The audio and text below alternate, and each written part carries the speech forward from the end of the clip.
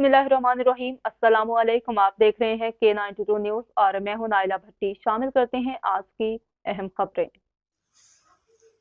हुर्मत कुरान के हवाले से मुहाफिज फाउंडेशन के ज़ेर एहतमाम एक एहतजाजी मुजाहरा पावर हाउस चौरंगी नॉर्थ कराची में किया गया, जिसमें स्कूलों और दीनी मदारिस के बच्चों के अलावा बड़ी तादाद में और मकतबा फ़िक्र से ताल्लुक़ रखने वाले लोगों ने बड़ी तादाद में शिरकत की।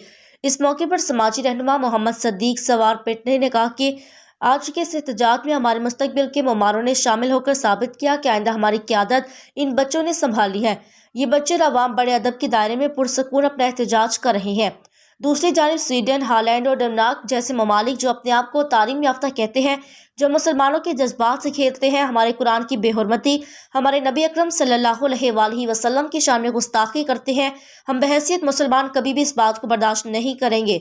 हम मुतालबा करते हैं गुस्ताखों को सख्त सजा दी जाए, कैफरे किरदार तक पहुँचाया जाए ताकि आइंदा कोई गुस्ताखी की हिम्मत न कर सके।